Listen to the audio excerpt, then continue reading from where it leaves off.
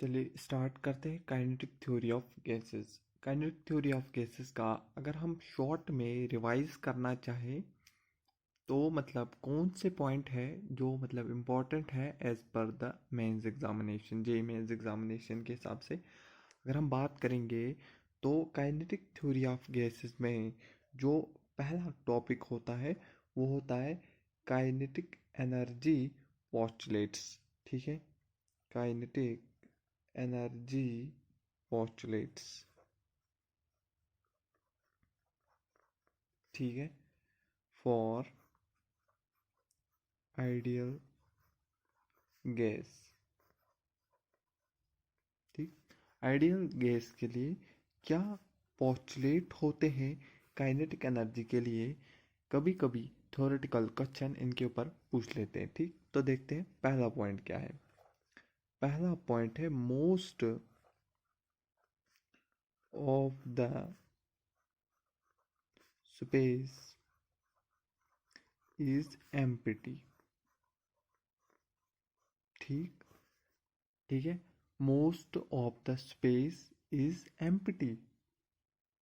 ठीक, मतलब अगर ऐसे बोले हम, अगर हमारे पास एक कंटेनर है और इस कंटेनर में बहुत सारी गैस भरी हुई है, लेकिन अगर हम इस गैस को कंप्रेस करना चाहे तो ये गैस तकरीबन कहीं इतनी वॉल्यूम ले सकती है। तो इस पूरे कंटेनर के रेस्पेक्ट में अगर ये छोटी सी वॉल्यूम हम देखें तो शायद ये वॉल्यूम हम नेग्लेक्ट कर सकते हैं। ठीक है ना? तो अगर हम नेग्लेक्ट कर सकते हैं, इसीलिए हम कहते हैं मोस्ट ऑफ द स्पेस। इसके बगैर अगर नेग्लेक्ट ना भी करें तो इसके बगैर जो बाकी स्पेस है, यानी कि most of the space is empty, है कि नहीं? Most of the space is empty. और ये जो गैस मॉलिक्यूल है ये रैंडमली मूव करते रहते हैं। तो हम दूसरा पॉइंट ये लिख सकते हैं ना, परफॉर्म परफॉर्म रैंडम मोशन। ठीक, थ्योरेटिकल टॉपिक है, मतलब थ्योरेटिकल पॉइंट बोलने कुछ उतना इम्पोर्टेंट ज़्यादा है नहीं, लेकिन इसके बाद जो लॉज है उनको मैं थोड़ा आसान तरीके से एक्सप्लेन करने की कोशिश करूँगा। ठीक, तो तीसरा पॉइंट अगर हम लिखें तो ये जो कोल्यूजन करते हैं, whether the collusion was between the molecule और वो either it was with the walls, चाहे ये जो कोलिजन किसी एक दूसरे एटम के साथ हो या ये कोलिजन इस जो है कंटेनर की वॉल के साथ हो, ये परफेक्टली इलास्टिक होगा। तो मैं लिखूंगा परफेक्टली इलास्टिक। मैं यहाँ पे शॉर्ट में लिख रहा हूँ परफेक्टली, यहाँ पे इलास्टिक कोलिजन होगा। ठीक है, परफेक्टली इलास्टिक कोलिजन। सर मतलब, अरे यार कुछ ना, ई इक्वल टू वन। ठीक, समझ पाए, इक्वल टू वन। तो चौथा पॉइंट अगर हम इनके पास इसके बारे में देखेंगे तो इनका होता है negligible intermolecular force of attraction. हम लिखेंगे नेग्लिजिबल इंटर, हाँ फिर लिखना इंटरमॉलिक्यूलर, ठीक है, फोर्स ऑफ अट्रैक्शन। ठीक, तो मतलब ये एक टॉपिक हो गया कवर। क्या काइनेटिक थ्योरी के जो पॉस्टुलेट होते हैं वो चार पॉस्टुलेट होते हैं। पहला कौन सा? अरे most of the space empty, है ना? देखो इतना कंटेनर है, इसमें बहुत सारी गैस भरी है, इस गैस को कंप्रेस करते हुए हम इतनी सी वॉल्यूम में ले जा सकते हैं, तो इसका मतलब जो बाकी स्पेस है वो खाली है। That is the most of the space is to be empty. शायद ये समझ आया होगा। उसके बाद परफॉर्म रैंडम मोशन। अरे ये क्या बोला सर आपने? अरे रैंडम मोशन, कभी इधर कभी इधर कभी इधर, मतलब है ना, आवारा मोशन करते रहते हैं। ठीक, तो अगला पॉइंट परफेक्टली इलास्टिक कोलिजन होता है। ठीक है ना, परफेक्टली इलास्टिक कोलिजन होगा, यानी कि ई इक्वल टू वन। ठीक, और उसके बाद क्या होगा? Negligible intermolecular force of attraction. Theoretical point है, एज इट इज याद रख दो। अब देखना यहाँ से मैं जो हो मतलब थोड़ा आसान तरीके से जो लॉज है उनको थोड़ी ट्रिक विक के साथ समझाने की कोशिश करूँगा। जैसे पहला जो हमारे पास है, ये जो है बॉयल्स लॉ, ठीक है ना। बॉयल्स लॉ, बॉयल्स लॉ देखो, अब ये याद नहीं रहता है बॉयल्स लॉ में क्या चीज़ कांस्टेंट है। बॉयल्स से बी उठाओ और बॉयल्स में टी कांस्टेंट। क्या? बॉयल्स से बी उठाओ, बॉयल्स में टी कांस्टेंट, यानी कि बॉयल्स लॉ को बी टी याद रखो। क्या? B T. बॉयल्स लॉ में टेम्परेचर कांस्टेंट। क्या बोला मैंने? बॉयल्स लॉ में टेम्परेचर कांस्टेंट। बस इतना हुआ ना, काम हो गया। अब कुछ नहीं याद रखना है। कैसे कैसे कैसे कुछ नहीं याद रखना है? अरे लिखो ना, P V equal to N R T. लिखा, P V equal to N R T. अरे ये दो चीज़ें तो हमेशा कांस्टेंट रहती है, तो फिर चेंज हो रहा था टेम्परेचर, और वो तो यहाँ पे कांस्टेंट है। तो मैं कह सकता हूँ P V equal to constant. हाँ बिल्कुल बिल्कुल। तो P V equal to constant, तो मैं क्या कह सकता हूँ? P one V one equal to P two V two equal to dash dash dash, है ना, P three V three, P four V four. समझ आया? और हमें कहते हैं बॉयल्स लॉ में रखो याद, है ना। देखो यहीं से मिलेगा ना, यहीं से देखो क्या मिलेगा, प्रेशर। देखो ये चीज़ कांस्टेंट है, तो प्रेशर आएगा inversely proportional to the volume, है ना। इसको इधर ले जाएंगे तो प्रेशर इन्वर्सली प्रोपोर्शनल। और हमें ये चीज़ पढ़ाते हैं और ये सबको पता होता है, और इसको पता होने से भी क्वेश्चन नहीं होता है। ठीक, क्वेश्चन जो केमिस्ट्री में बनता है वो इसके ऊपर बनता है, और फिजिक्स में भी कभी कभी इसके ऊपर भी क्वेश्चन बन सकता है। तो देखो बहुत आसान तरीके से हमने बॉयल्स लॉ को कर दिया। बॉयल्स लॉ को कैसे याद रखेंगे? B T. बी टी यानी कि P V equal to N R T. N R T यानी कि टेम्परेचर कांस्टेंट। ये दो चीज़ें तो पहले ही से कांस्टेंट थी, तो कर दो constant, P V equal to constant. अरे कांस्टेंट, तो पी को इधर रखो, वी को इधर ले जाओ, यानी कांस्टेंट अपॉन वी, यानी कि pressure inversely proportional to the volume होगा बॉयल्स लॉ में। तो पॉइंट मिल गया यहाँ से। ठीक, और यहाँ से देखो P V equal to constant, यानी कि P one V one, P two V two, ऐसे ही पी थ्री वी थ्री बराबर होंगे। क्या यहाँ तक समझ पाए? ठीक, आई होप यहाँ तक तो क्लियर होगा। ठीक ठीक। इसके बाद जो अगला लॉ आता है, वो आता है हमारे पास चार्ल्स लॉ। ठीक है, Charles law. Sir, Charles law को कैसे याद रखें?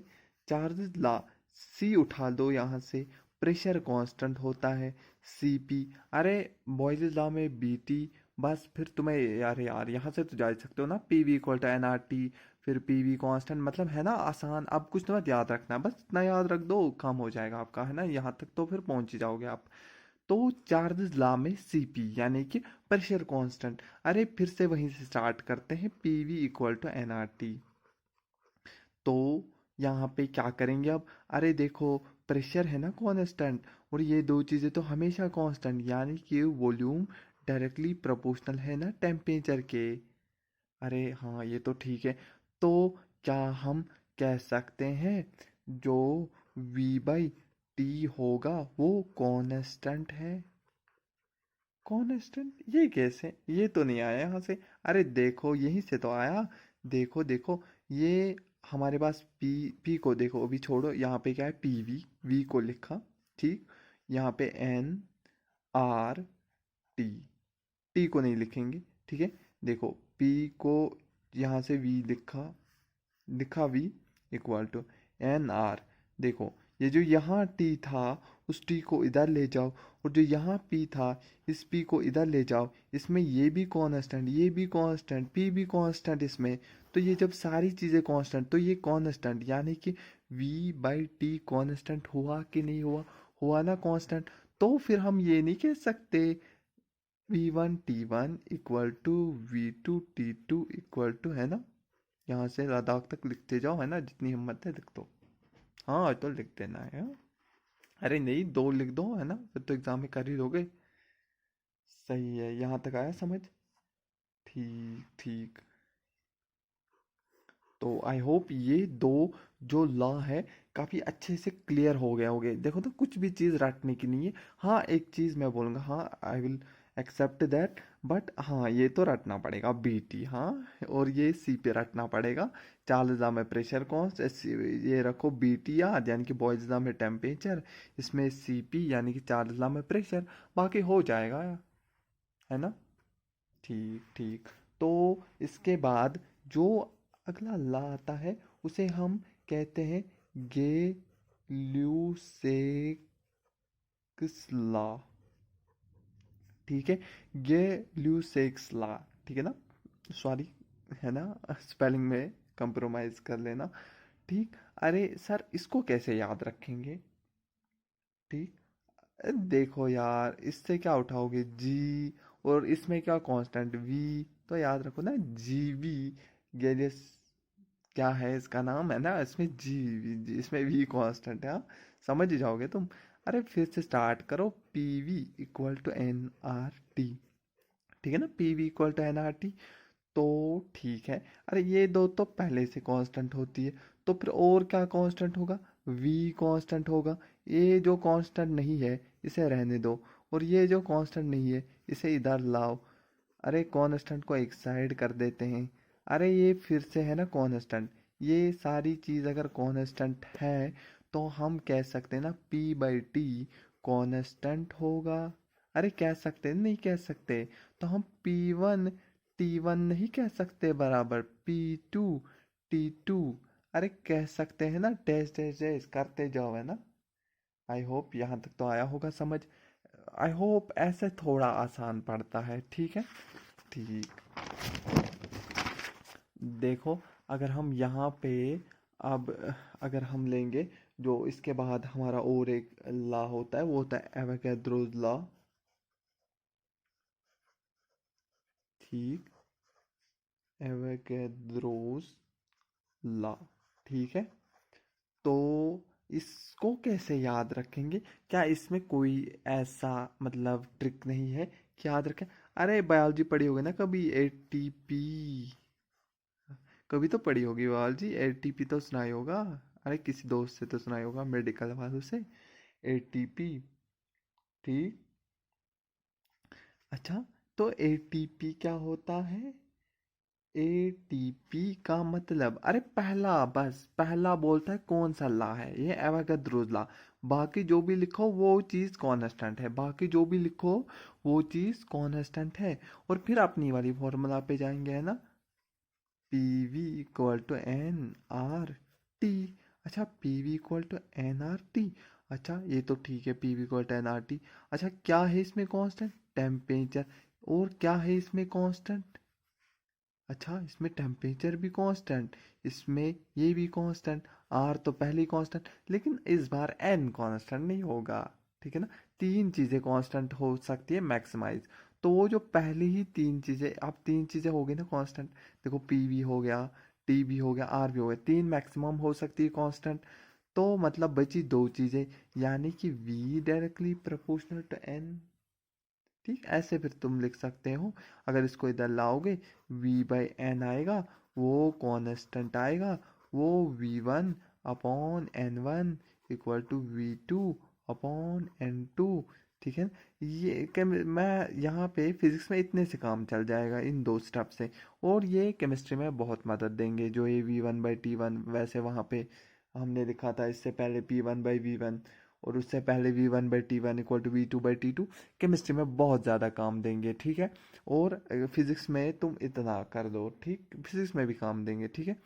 तो इससे तुम्हारा दोनों ही पोर्शन से जो चीज़ें हैं वो कवर होती चली जा रही है एक साथ, ठीक। आई होप यहाँ तक थोड़ा बहुत तो इजी लगा होगा, थोड़ा बहुत, मैं नहीं कहता हूँ बहुत ज़्यादा, बट थोड़ा बहुत याद तो रहा ही होगा, ठीक है। ठीक। तो सर क्वेश्चन में कैसे याद रहेगा? क्वेश्चन में कैसे याद रहेगा? देखो क्वेश्चन वच्चन में कुछ नहीं करना, ऐसे बॉयलिस ला चार्जेस ला याद करने नहीं बैठना। फिर क्या करेंगे, फिर क्या करेंगे क्वेश्चन में? अरे देखो, देख देख, P1 V1 equal to N R T. ठीक। अब इनको वन वन कर दो, पहला प्रेशर, पहले वॉल्यूम, ठीक, पहला वन, अरे आर को वन कर दो, अरे नहीं, ये तो यूनिवर्सल केस कांस्टेंट है, टी को वन कर दो, ठीक। जरा यहाँ से आर निकालो, कितना आएगा? आता ही होगा P1 V1 upon N1 T1। अच्छा, तो फिर हम ऐसे भी तो लिख सकते ना, PV इक्वल टू NRT। अब टू टू लिख दो, टू टू, हाँ यहाँ नहीं लिखना, यहाँ नहीं लिखना, ठीक। तो आर निकाल दो। अरे P2 V2 अपॉन में क्या जाएगा? शबा, अरे क्या जाएगा? हाँ सही बोले, N2 T2। ये आर और ये आर एक जैसे है ना, तो इक्वेट कर दो, P1 V1 upon N1 T1 equal to P2 V2 upon N2 T2। अब जो क्वेश्चन में दिया होगा उसे बराबर रख दो, ठीक। मानो क्वेश्चन में दिया हुआ है वॉल्यूम सेम है, तो वॉल्यूम सेम है तो वो कटेगा। मानो दो चीज़ें कम से कम देते हैं, क्वेश्चन में सेम है। मानो उसने कहा वॉल्यूम और जो नंबर ऑफ मोल है वो सेम है, तो तुम क्या करोगे? यहाँ के वॉल्यूम और यहाँ का वॉल्यूम काट दोगे, यहाँ का एन यहाँ का, ऐसे कैसे? अरे क्वेश्चन में बोला गया होगा ना वॉल्यूम सेम है, या तो क्वेश्चन में कहा गया होगा प्रेशर सेम है, जो सेम है उसे काट दो और जो बचा उनको इक्वेट करके तुम्हें फाइनल आंसर तक पहुँचने में आसानी होगी। तो बहुत इंपॉर्टेंट फॉर्मूला है, एज वेल एज केमिस्ट्री में तो बहुत ही ज़्यादा इंपॉर्टेंट है, और उतनी ही इंपॉर्टेंट फिजिक्स में भी ये फॉर्मूला है। तो इसे वीआईपी फॉर्मूला भी तुम कह सकते हो, ठीक है ना। जितने स्टार है ना तुम लगा सकते हो उतने लगा दो इसके ऊपर, ठीक। तो यहाँ तक तो आया। फिर हम आए ideal gas equation. Ideal gas equation, अरे आइडियल गैस इक्वेशन, अरे वही इक्वेशन जहां से देखो सारा जो game PV equal to NR T पे ही घूमा। कहीं पे एक चीज कांस्टेंट, कहीं पे दूसरी चीज कांस्टेंट, उसी पे घुमा फिरा के यहाँ तक का अभी का जो पोर्शन, सिर्फ इसी चीज पे तो बेस है ना। अब उतना नहीं याद रखना था जितना हम रखते थे, बॉयल्स लॉ, चार्ल्स लॉ, कुछ नहीं रखना है याद। बस रखो BT CP GV ATP। अरे क्या? BT CP GV ATP। अरे हो जाएगा यार, एक दो बार रट्टा मार लो हो जाएगा, ठीक। हाँ, तो आइडियल गैस इक्वेशन थी हमारे पास, पीवी इक्वल टू NRT, थी ना, पीवी इक्वल टू NRT। तो हाँ, तो ये है आइडियल गैस इक्वेशन। तो और एक यहाँ पे हमें याद रखना है, जो वॉल्यूम होता है, वॉल्यूम ऑफ 1 मोल, एक मोल का volume at S T P standard temperature pressure वाली कंडीशन पे 22.4 लीटर। तो अरे क्या बात कर दी, ये तो हमें बचपन से ही है ना, 2-3 साल के ही जब हम थे तभी पढ़ा दिया गया था, है ना। नर्सरी में ही ये आई होप पढ़ाया होगा, ठीक। अरे मजाक मजाक में है ना, पता ही है कहाँ पे पढ़ा हमने, है ना। कुछ महाजनों ने तो अभी पढ़ा होगा, ठीक। अरे नहीं, चलो अब हमें नंबर ऑफ मोल। अरे नंबर ऑफ मोल शायद हमने सीखा था मास अपॉन मोलर मास, लेकिन अब अगर 2-4 मॉलिक्यूल हो या 2-4 एटम हो, तो तब हम उनका टोटल मास लेंगे ना, हम लेंगे टोटल मास। तो इसलिए मैं लिखूंगा M टोटल, क्योंकि हम आलसी जो ठहरे, ठीक, अपॉन मोलर मास, ठीक है, मोलर मास, ठीक। और एक फॉर्मूला एन का पढ़ा था, एन होता है कितना नंबर दिया है, ठीक है, given number upon Avogadro number, ठीक। ये तो आता होगा, ठीक है। यहाँ पे मैं ज़्यादा नहीं दूंगा टाइम क्योंकि ये पहले से पता है। और देखो, अब जो है ना, काफ़ी सारी फॉर्मूला कम करने के लिए हम क्या करेंगे, हम जो की पॉइंट है उनको पकड़ रहे हैं। जैसे यहाँ पे CPBT जो है ना, छोटी छोटी बातों को पकड़ के हम बड़ी बड़ी बातों को निचोड़ देंगे, ठीक है ना। तो कैसे निचोड़ोगे? अरे बहुत आसान तरीके से, यहाँ पे देखो ना, Boltzmann constant, Boltzmann constant, Boltzmann constant के। अरे के को याद रखो, ये होता है R/Na। कितना? के होता है बराबर R universal gas constant upon N A. Avogadro number, और ये होता है 1.38 इंटू 10⁻⁻23। ओके, क्या होता है, K equal to R upon N A equal to 1.38 into 10⁻⁻23। ठीक है ना, समझ आया? ठीक, तो यहाँ तक तो ये पहला वाला पोर्शन हो गया। आई होप यहाँ तक कोई भी दिक्कत नहीं होगी। इसके बाद हम जो प्रेशर वेशर वाली टर्में हैं इसके बाद, ठीक है, उनके ऊपर बात करेंगे। ठीक, आई होप थोड़ा सा इससे तुम्हें हेल्प मिलेगा। ठीक, okay, thank you for watching this video.